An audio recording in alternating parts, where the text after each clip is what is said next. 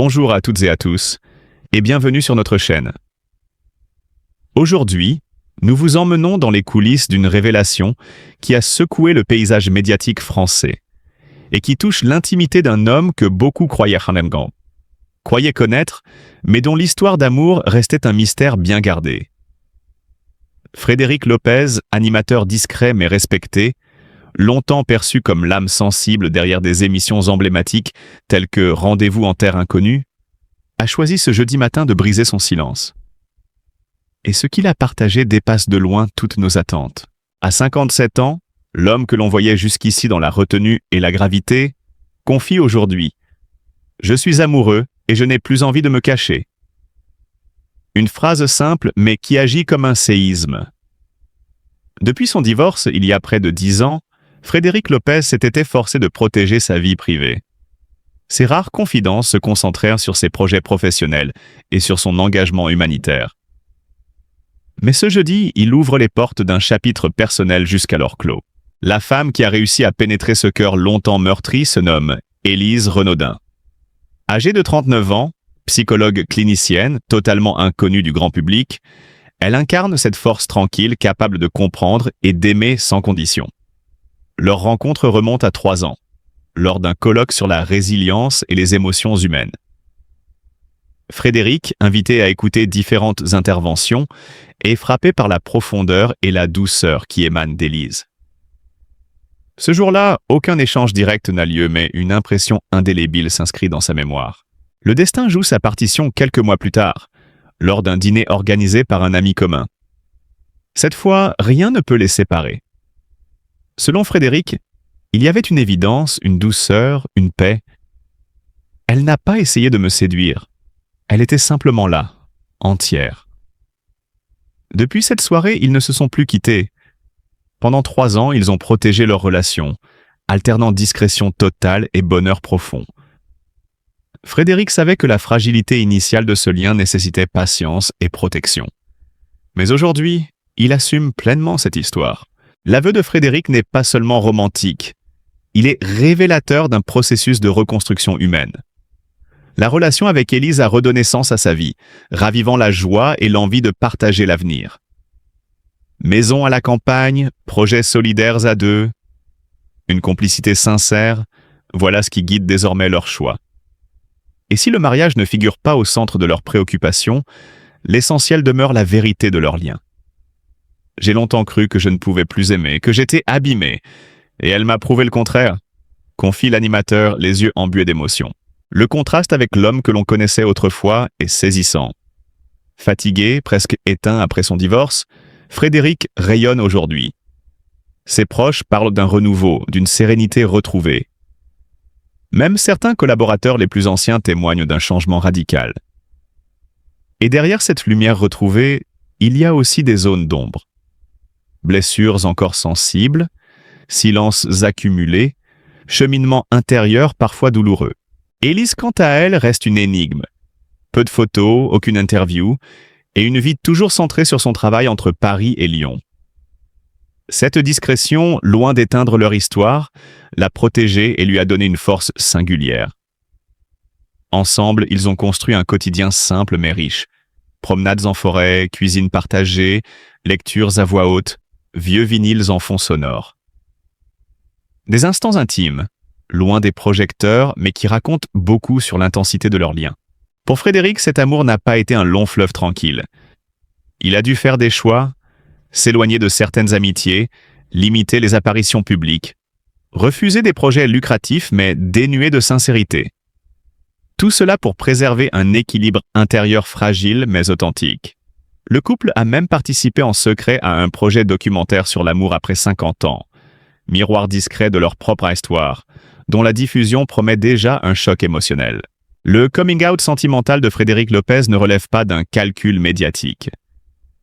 Il sonne comme un cri du cœur, un message d'espoir pour tous ceux qui, après la douleur, croient ne plus pouvoir retrouver la lumière. C'est l'histoire d'une résilience, d'un chemin vers la vérité, où patience et authenticité triomphent de la célébrité et de l'exposition médiatique.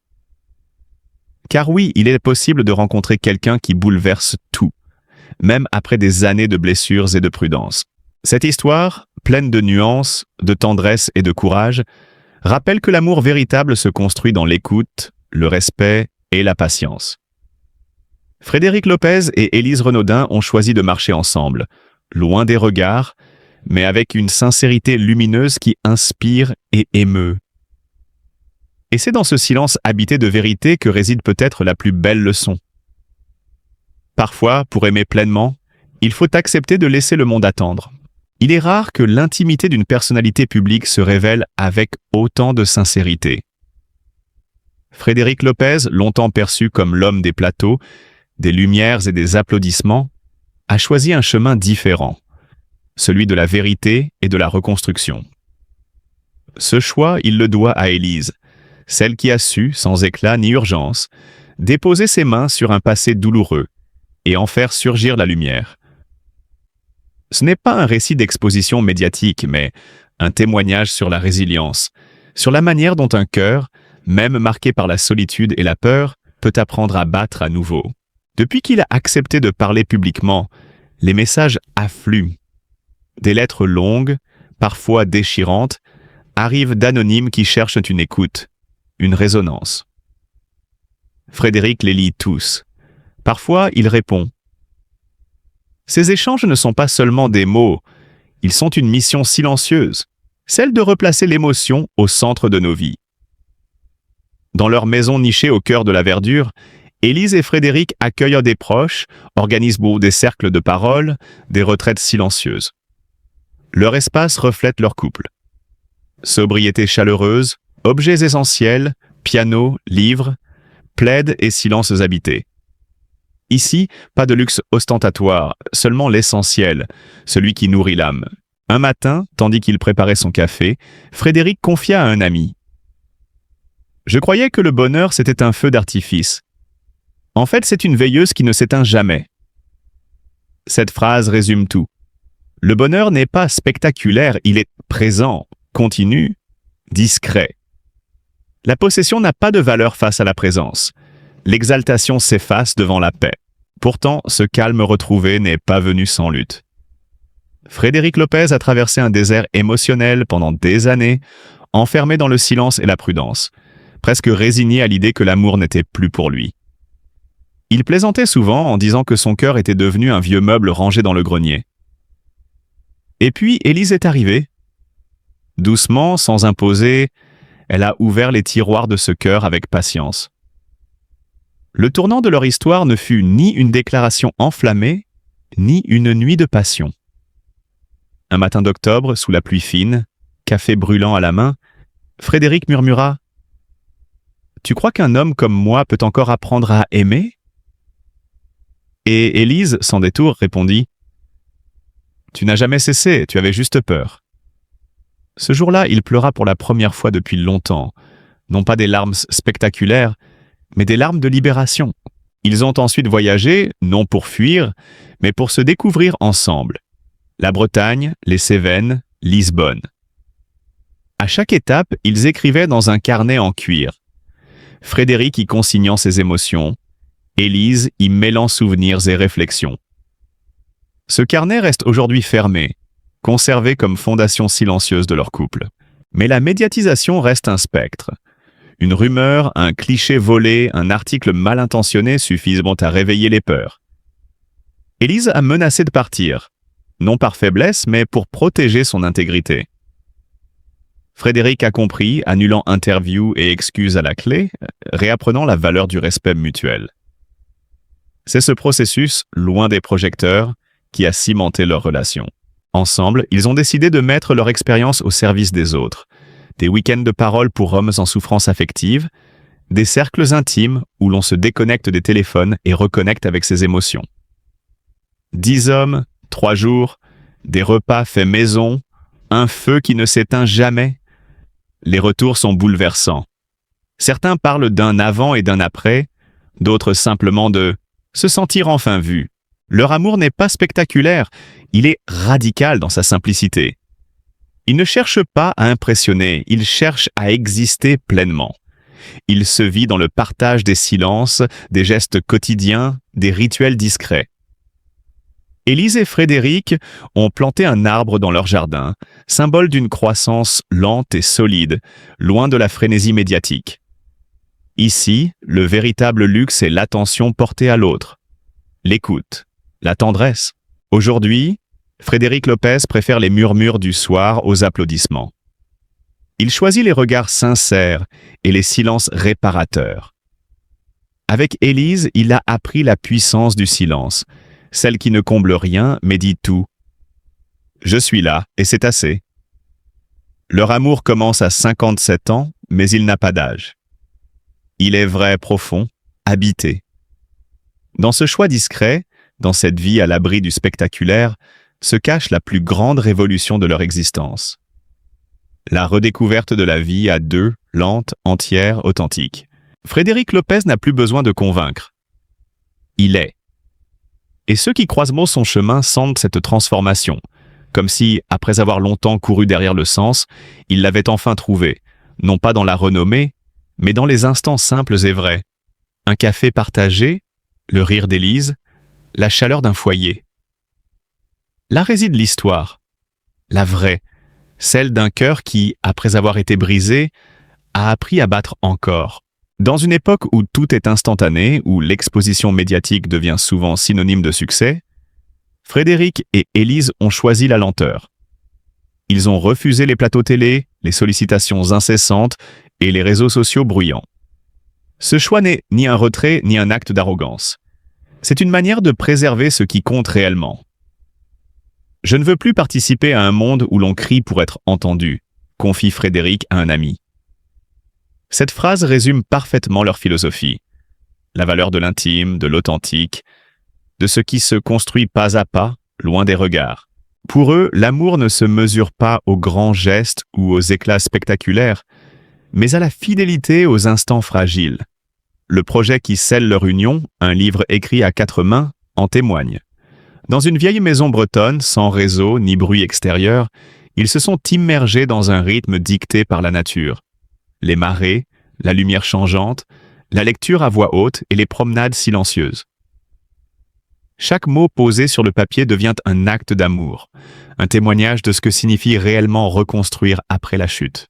Frédéric, longtemps en mouvement, habitué à chercher un ailleurs, découvre avec Élise que le véritable courage réside parfois dans l'enracinement, dans le fait de rester et de bâtir là où l'on pensait seulement passer.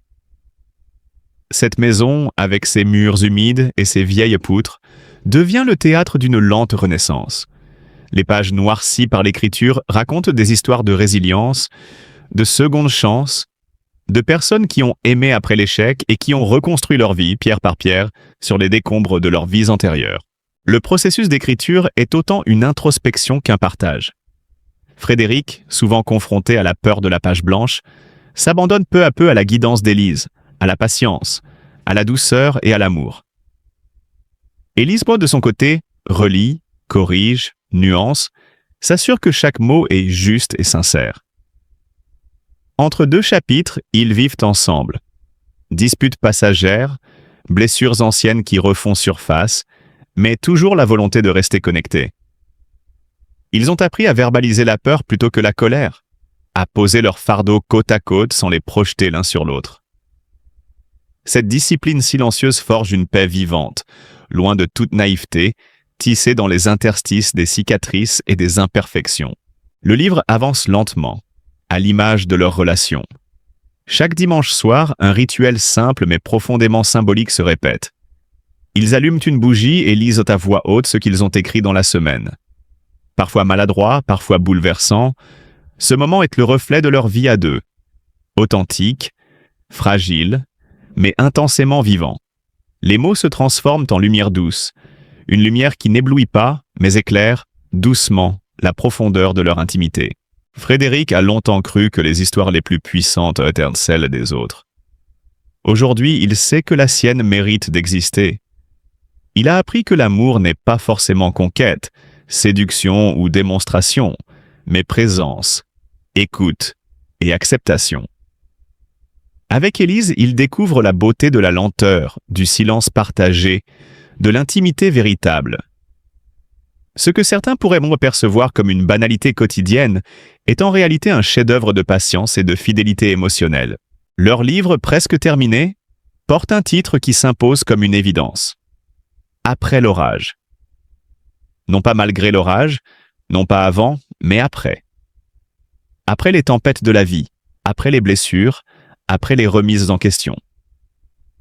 Là où l'air est plus pur, où les arbres redressent leurs branches, où l'on peut enfin se regarder sans peur, avec confiance et tendresse. Ils ignorent comment le monde accueillera leurs témoignages, mais cela importe peu.